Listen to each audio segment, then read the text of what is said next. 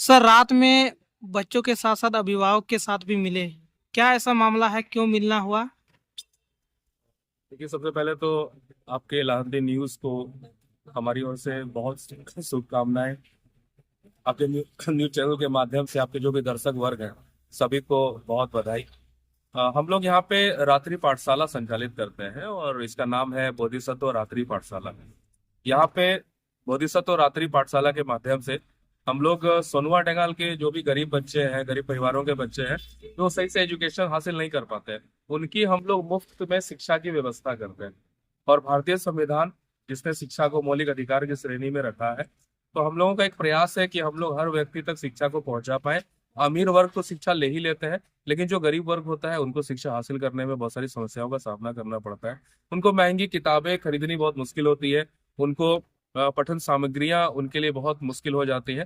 तो ये सब कुछ हम लोग उपलब्ध कराने का प्रयास करते हैं और हम लोग उनको शिक्षा से जोड़ने का जो है हम लोग प्रबंध करते हैं, ताकि ऐसे बच्चे जो शिक्षा से दूर है वो शिक्षा से जुड़े और अपना जीवन को, भविष्य को उज्जवल बनाए। और सबसे बड़ी चीज है कि समाज में एक अच्छा संदेश दे पाए और एक अच्छे नागरिक के रूप में अपने कर्तव्यों का निर्वहन कर पाए। इस उद्देश्य से हम लोग अपना बोधिसत्व रात्रि पाठशाला का हम लोग संचालन करते हैं। तो इसी क्रम में हम लोग हर महीने की एक तारीख होती है, तो जो यहाँ पे हम लोगों ने शिक्षक को रखा हुआ है उनको हम लोग सैलरी पेमेंट करते हैं। तो आज जो है वो सैलरी पेमेंट का दिन था, तो हम लोग सैलरी पेमेंट करने के लिए आए हुए थे। और इसी के बीच हम लोग अभिभावकों के साथ भी बात करते हैं, क्योंकि जब तक अभिभावक जागरूक नहीं होंगे तब तक वो अपने बच्चों को पढ़ा नहीं पाएंगे। और हम लोग उन घरों में हम लोग दिया जलाने का प्रयास कर रहे हैं जहाँ पे सदियों से अंधेरा फैला हुआ है। तो बच्चों को हम लोग शिक्षित करने के लिए गार्जियंस को भी हम लोग जागरूक करने का भी एक प्रयास करते हैं, एक अभियान हमारा रहता है। इसी के आलोक में आज हम लोग यहाँ पर आए हुए थे और गार्जियंस के साथ हम लोगों ने बैठक की, उनको भी हम लोगों ने समझाने का प्रयास किया है। चीजें काफी बदली है, काफी बदलाव आया है। बच्चे पढ़ाई की ओर उन्मुख हो रहे हैं, मन लगा कर ये पढ़ाई कर रहे हैं, गार्जियंस भी अपने बच्चों को पढ़ाना चाह रहे हैं। तो इसको लेकर हम लोगों का एक छोटा सा प्रयास है और एक सफल प्रयास की ओर हम लोग आगे बढ़ रहे हैं। सर बच्चे जिस तरह मंदिर के प्रांगण में पढ़ रहे हैं तो बच्चों को कितने कठिनाई हो रहे हैं?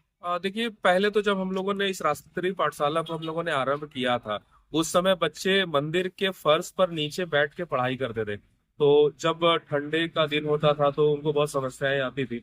इसी बीच में हमारे सिकारी पाड़ा से एक सुमित मिर्धा जी थे, वो बरबस इस पाठशाला को देखने के लिए वो आए हुए थे। तो जब वो यहाँ पहुंचे तो उन्होंने देखा कि बच्चे ठंड में सिकुड़ कर जब मंदिर के फर्श पर बैठ के पढ़ाई कर रहे हैं, उन्हें अच्छा नहीं लगा। और जब दूसरी बार वो खुद से इस पाठशाला में आए और साथ में उन्होंने इन बच्चों के लिए चटाई का प्रबंध करके वो आए हुए थे। तो उनके द्वारा आप देख रहे होंगे कि बच्चे भी जिस चटाई पर बैठे हुए हैं वो सुमित मिर्धा जी जो शिकारी पाड़ा के रहने वाले हैं।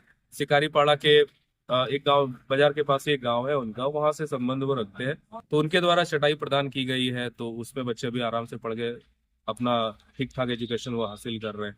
आप लोग बच्चों के लिए पढ़ाई के लिए कुछ विशेष व्यवस्था कर रहे एक हैं? हम लोग एक विशेष व्यवस्था हम लोग ये कर रहे हैं कि यहाँ पर मंदिर है और मंदिर में बहुत सारे श्रद्धालु पूजा करने के लिए आते हैं। क्योंकि रात्रि पाठशाला है तो ये सूर्यास्त के बाद यहाँ पर संचालित होता है और वो समय होता है जब मंदिर में आरती करने का समय होता है, अगरबत्ती संध्या दिखाने का समय होता है। तो उसमें बच्चों को बड़ी परेशानी हो जाती है और श्रद्धालुओं को भी थोड़ा सा बुरा शायद हो सकता है कि फील होता होगा कि जब वो आ रहे हैं मंदिर में लेकिन बच्चे पढ़ रहे होते हैं। तो दोनों को ही, बच्चों को भी समस्या होती है, श्रद्धालुओं को भी थोड़ी सी परेशानी का सामना करना पड़ता है। तो इसका हम लोगों ने एक तरीका निकाला है। हम लोग मंदिर के पीछे में थोड़ा सा खाली जगह है, तो उस जगह पे हम लोग एक शेड बनाने के जो है प्रयासों को हम लोगों ने आरंभ किया है। एक शेड हम लोग बनाने वाले हैं और जैसे ही वो शेड हमारा बन जाएगा, रामनवमी के बाद हम लोग उसको प्रारंभ करेंगे। वो शेड जब एक अलग बच्चों के लिए बन जाएगा, बोधिसत्व और रात्रि पाठशाला के लिए एक अलग शेड का निर्माण होगा, तो फिर बच्चे वहां से आराम से पढ़ाई कर पाएंगे, बिना किसी डिस्टरबेंस का उनको एजुकेशन मिलेगा। ये प्रयास हम लोग जल्दी करने वाले हैं। अच्छा, ये खर्चा आप ही लोग उठा रहे हैं कि कुछ? जी, हम लोगों ने बोधिसत्व रात्रि पाठशाला के लिए एक संचालक कमेटी बनाई है और इस संचालक कमेटी में एसपी कॉलेज के प्रोफेसर्स हैं, दुमका के कुछ बुद्धिजीवी लोग हैं और उन जो गणमान्य व्यक्ति हैं उन व्यक्तियों के द्वारा, उन महानुभावों के द्वारा अपनी ओर से छोटी छोटी सहयोग राशि प्रदान की जाती है और उस छोटे से सहयोग राशि से ही हम लोग इस पूरे पाठशाला का संचालन करते हैं। आपका परिचय सर? जी, मेरा नाम डॉक्टर सत्यम कुमार है। मैं एसपी कॉलेज दुमका का इतिहास विभाग का शिक्षक हूँ। सर जिस तरह देखें तो ये दुमका एक शहर है और दुमका जैसे शहर में अभी भी बच्चे बड़े बड़े स्कूल में नहीं पढ़ पाते। जिस तरह आज मंदिर के नीचे पढ़ रहे हैं बच्चे, आप लोग आए हैं, बच्चों के लिए विशेष व्यवस्था भी कर रहे हैं। अभी इतना बड़ा शहर होने के बाद शहर का बच्चे आखिर क्यों नहीं पढ़ पा रहे हैं? देखिए, दुमका तो एक अच्छा बड़ा शहर बन गया है, लेकिन कुछ क्षेत्र यहाँ पर बहुत ज्यादा पिछड़े हैं। और इस पिछड़े हुए क्षेत्र में बहुत पिछड़े बच्चे भी रहते हैं, पिछड़े घर हैं, बहुत पिछड़े लोग हैं। तो हम लोग क्या करते हैं, बोधिसत्व रात्रि पाठशाला के माध्यम से वो पिछड़े हुए इलाकों में गरीब बच्चों को पढ़ाने का कार्य करते हैं, ताकि गरीब बच्चे शिक्षा से वंचित न रह पाए और उसकी शिक्षा। आप लोग जानते हैं कि सरकारी स्कूलों में पठन पाठन कैसी होती है।